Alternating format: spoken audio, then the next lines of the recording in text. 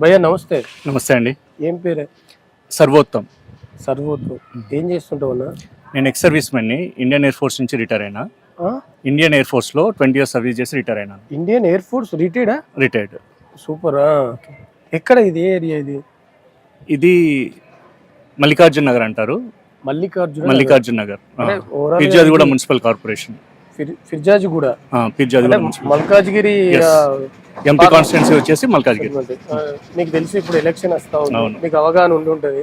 సరే, ఆల్రెడీ 3 అభ్యర్థులను పెట్టేసారు. బీజేపీ, కాంగ్రెస్, బీఆర్ఎస్ నుంచి ఎవరున్నారు ఐడియా ఉందా? అవునండి. ఎవరు?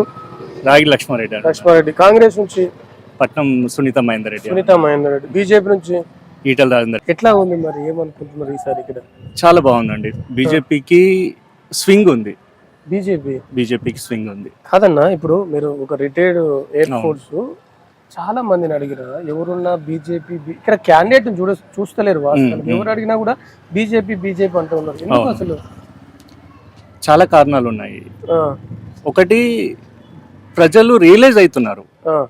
అంటే వాళ్ళు చూసిన చరిత్ర ఏంది. ఇప్పుడు నా వయసు 45 సంవత్సరాలు. నేను చిన్నప్పుడు చదువుకున్న చరిత్ర ఏంది, నాకు మా పెద్దోళ్ళు చెప్పింది ఏంటి, తర్వాత రియలైజ్ అవుతుంది, తర్వాత వాస్తవాలు తెలుస్తున్నాయి. ఇప్పుడు ప్రజలకు వాస్తవాలు తెలుస్తున్నాయి. ఏం వాస్తవాలు? సమాజంలో కొన్ని అపోహలు ఉన్నాయి. అది మీడియా పరంగా వస్తుండొచ్చు, లేకపోతే electronic media, print media, social media, లేకపోతే నలుగురు ఎక్కడ జమైనా కానీ నలుగురు మాట్లాడుకునే దాని ద్వారా కానీ సమాజంలో కొన్ని అపోహలు ఉన్నాయి. దాంట్లో మొట్టమొదటి అపోహ బీజేపీ హిందుత్వ అని. ఎవరైనా బీజేపీ హిందువుల పక్షపాతి అంటే నేను ఒకటే ప్రశ్న అడుగుతున్నాను వాళ్ళని, అంటే మీ మాధ్యమం ద్వారా అడుగుతున్నాను. అంటే చాలా మంది అంటున్నారు, కేవలం చాలా మంది అనుకుంటారు కేవలం హిందువులకి ఫేవర్ చేయడం కోసం గత 10 సంవత్సరాల్లో బీజేపీ తెచ్చిన ఒక్క పాలసీ గురించి చెప్పండి. కేవలం హిందువులకి మేలు చేయడం కోసం చేస్తుంది. అంటే బీజేపీ అంటేనే రాముని పేరు చెప్పుకొని ఓట్లు అడుగుతా ఉంది. జై శ్రీరామ్ అంటే కడుపు నిండుతుందా, ఉద్యోగాలు వస్తాయని మీరు వినే ఉంటారు. కేటీఆర్ కూడా అంటా విన్నాను. దేవుని పేరు అక్షంతలా కలిపి వాడుకుంటా ఉన్నాడు, శ్రీరాముని పేరు చెప్పాను. అవును. ఎట్లా చూడొచ్చు ఈ వాక్యాన్ని? మీరు ఇట్లా చెప్తా ఉన్నారు. ఒక ఓటమి భయంతో వచ్చిన అసహనం, ఆ అసహనం నుంచి వస్తున్న మాటలు అవి. అంతేనా? అంతే. నేను అదే చెప్తున్నాను. కేవలం హిందువులకి మంచి చేయడం కోసం, మిగతా మతాలకు కాకుండా కేవలం హిందువులకు మంచి చేయడం కోసం గత 10 సంవత్సరాల్లో బీజేపీ తెచ్చిన ఒక్క పాలసీ గురించి చెప్పండి. బీజేపీ భారతదేశం గురించి పనిచేస్తుంది, బీజేపీ భారతీయుల గురించి పనిచేస్తుంది. బీజేపీ ఏ పాలసీ తెచ్చినా గానీ మతంతో సంబంధం లేకుండా ప్రతి రిలీజన్ లో బీజేపీ ఫలాలు అందుకున్న వాళ్ళు ఉన్నారు. ప్రతి రిలీజన్ లో ఉన్నారు. అయితే బీజేపీ ఒక్కదానికి మాత్రం కంకణం కట్టుకుంది. అదేంటంటే గత 70-80 సంవత్సరాల్లో హిందువులకు చాలా నష్టం జరిగింది. ఆ నష్టాన్ని పూడ్చే ప్రయత్నం కూడా కాదు, ఇంకా ఫర్దర్ ఆ నష్టం జరగకుండా చూసే ప్రయత్నం చేస్తుంది. వివిధ ప్రభుత్వాలు రాష్ట్రాల్లో పరిపాలించినా గానీ, దేశంలో పరిపాలించినా గానీ వాటి పాలసీల కారణంగా హిందువులకి నష్టం జరిగింది. జరుగుతున్న నష్టాన్ని ఫర్దర్ జరగకుండా చూసే ప్రయత్నం చేస్తుంది తప్ప హిందువులకి పక్షపాత ధోరణితో కేవలం హిందువులకి మేలు చేసే ప్రయత్నం బీజేపీ చేయట్లేదండి. బీజేపీ ఒక జాతీయవాద పార్టీ. బీజేపీ భారతీయుల కోసం పనిచేస్తుంది. ఒక క్రిస్టియన్ కావచ్చు, ఒక ముస్లిం కావచ్చు, ఒక జైన్ కావచ్చు, ఒక పార్సీ కావచ్చు, ఒక బుద్ధిజం ఫాలో అవుతున్న వ్యక్తి కావచ్చు, ఎవరైనా మీరు భారతదేశాన్ని ఓన్ చేసుకోండి, మీకు బీజేపీ పనిచేసి పెడుతుంది. అంటే బీజేపీ అంటేనే హిందువులకు ముస్లింలకు కొట్లాట పెడుతుంది, రెచ్చగొడుతుంది అని చెప్పి అంటా ఉన్నారు కదా. ఈ రోజు ఆ మాట వినిపిస్తుంది కదా. ఎట్లా అయితే ముస్లిం కమ్యూనిటీలో ఎడ్యుకేషన్ పెరుగుతూ ఉంటుందో అట్లా ఈ వాదన తగ్గుతూ వస్తుంది. ఎందుకంటే నేను ఈ రోజు రియలైజ్ అయినా, ఇంకో 4 సంవత్సరాలకో ఇంకో 10 సంవత్సరాలకో ఒక ముస్లిం సోదరుడు కూడా రియలైజ్ అవుతాడు. ఆయన గనక భారతీయ అంటే ఆయనలో భారతీయత ఉంటే, ఆయన భారతీయుడిగా ఫీల్ అయితే, భారత మాతని గౌరవిస్తే బీజేపీ ఆయనకు కూడా సేవ చేస్తుంది. ముస్లిం అయినా సరే సేవ చేస్తుంది. అది ఏదో ఒక రోజు ఆ ముస్లిం రియలైజ్ అవుతాడు.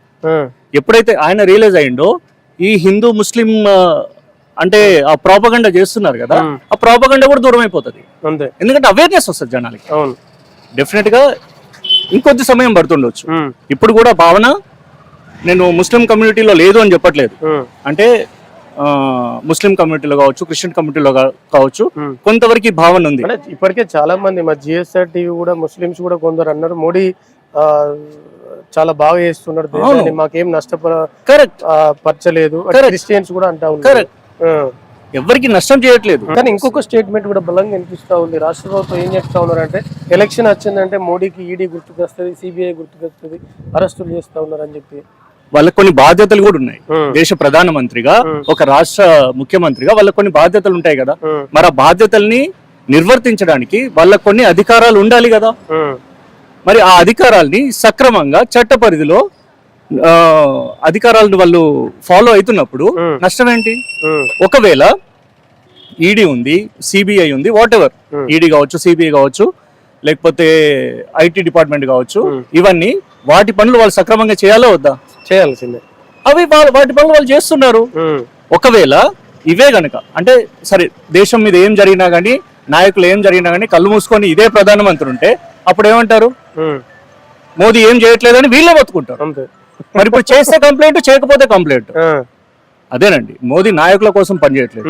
మోదీ కేవలం భారతీయుల కోసమే పనిచేస్తున్నారు, భారతదేశం కోసం పనిచేస్తున్నారు. నాయకులు లోపలికి పోతే పోనీయండి, వాళ్ళకి లోపలికి పోయి పనులు చేస్తున్నారు కాబట్టి లోపలికి పోతున్నారు. ఇదే సందర్భంగా మీరు తెలిసి ఇప్పుడు మాజీ ముఖ్యమంత్రి కేసీఆర్ వాళ్ళ కూతురు లిక్కర్ స్కామ్ లో అరెస్ట్ అయింది. అది కావాలనే రాజకీయ కోణంలో కావాలని అరెస్ట్ చేసిర్రు. కవిత చాలా మంచిది అని చెప్పి చెప్తా ఉన్నారు. అవునండి, సరే, ఇప్పుడు మీరు అంటున్నారు కవిత చాలా మంచిది.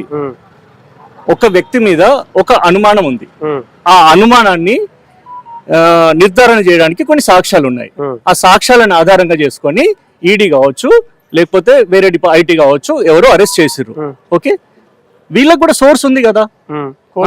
వాళ్ళు నిరపరాధులని, వాళ్ళు ఏ తప్పు చేయలేదని వాళ్ళని వాళ్ళు నిరూపించుకోమనండి, నిరూపించుకొని స్వచ్ఛంగా బయటకు రమ్మనండి, మళ్ళీ స్వాగతిస్తారు జనాలు.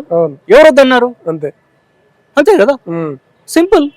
ఓవరాల్ గా సరే, ఇప్పుడు వీళ్ళేం కాంగ్రెస్ వాళ్ళు ఇక్కడ రాష్ట్రంలో కాంగ్రెస్ ప్రభుత్వం పాలన నడుస్తుంది. రేవంత్ రెడ్డి సీఎం ఏమంటా ఉన్నాడు అంటే ఈ 6 గ్యారెంటీలు ఏవైతే అమలు కావాలంటే మాకు ఎంపీ సీట్లు ఇస్తేనే, అవి గెలిపిస్తేనే ఈ 6 గ్యారెంటీలు అమలు చేస్తామని చెప్తా ఉన్నారు. ఎట్లా చూడొచ్చు? స్టేట్ అమలు చేయడానికి పైసలు కావాలి, అవునా? బడ్జెట్ ఉండాలి, పైసలు కావాలి. ఇప్పుడు వాళ్ళు చెప్తున్న దాని ప్రకారం ఎంపీ సీట్లు గెలిపిస్తే పైసలు వస్తాయి. ఎక్కడి నుంచి వస్తాయి? అది రేవంత్ రెడ్డి చెప్పాలి.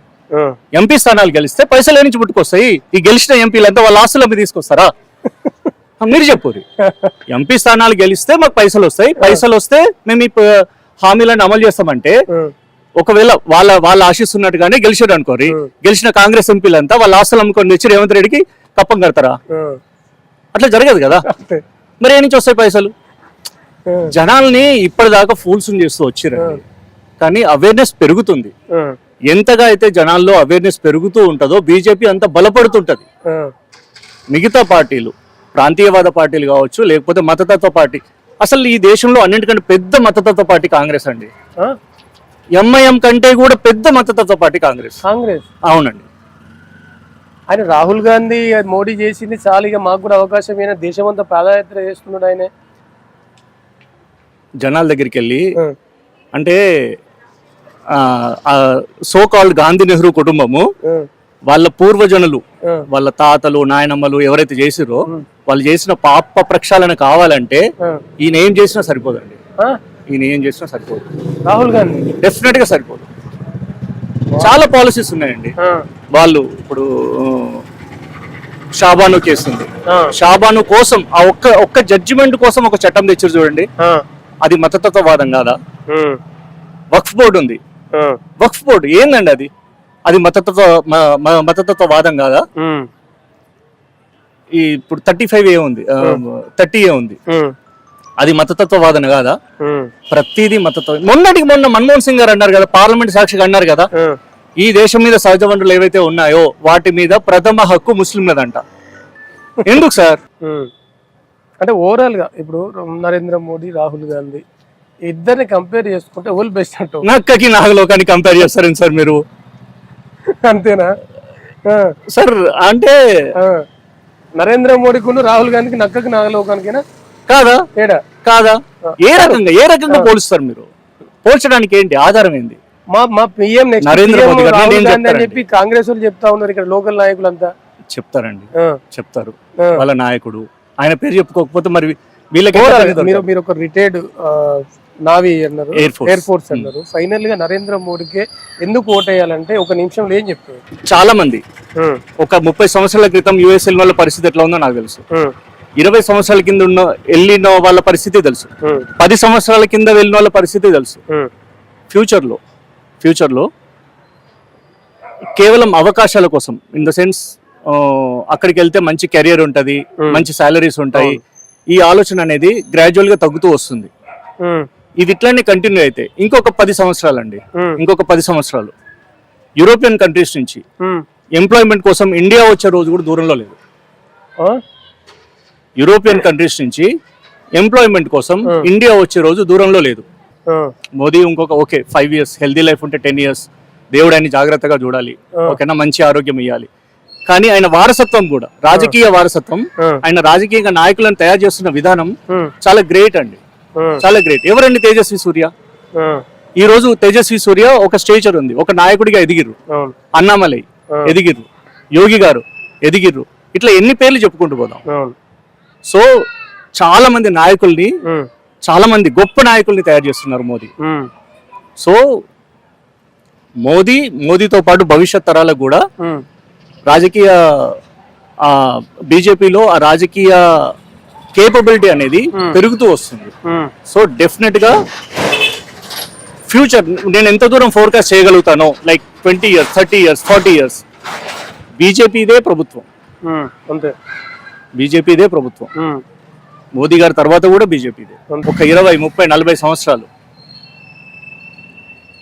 ఉద్యోగ అవకాశాల కోసం వేరే కంట్రీస్ నుంచి ఇండియా వస్తారు, పక్కా వస్తారు. ఒకవేళ ఎలక్షన్ లో మోడీ ఓడిపోయి కాంగ్రెస్ వస్తే రాహుల్ గాంధీ జరగదండి, అది జరగదు. ఏదున్నా ఫైనల్ నరేంద్ర మోడీ. నెక్స్ట్ 20, 30, 40 సంవత్సరాల గురించి ఫోర్కాస్ట్ చేసి చెప్తున్నాను. ఓకే, బీజేపీ చుట్టూనే భారత రాజకీయాలు ఉంటాయి, బీజేపీ ఆధ్వర్యంలోనే భారత రాజకీయాలు నడుస్తాయి, భారతీయుల భవిష్యత్ అంతా బీజేపీ చేతిలోనే ఉంది. అంతే. Thank you.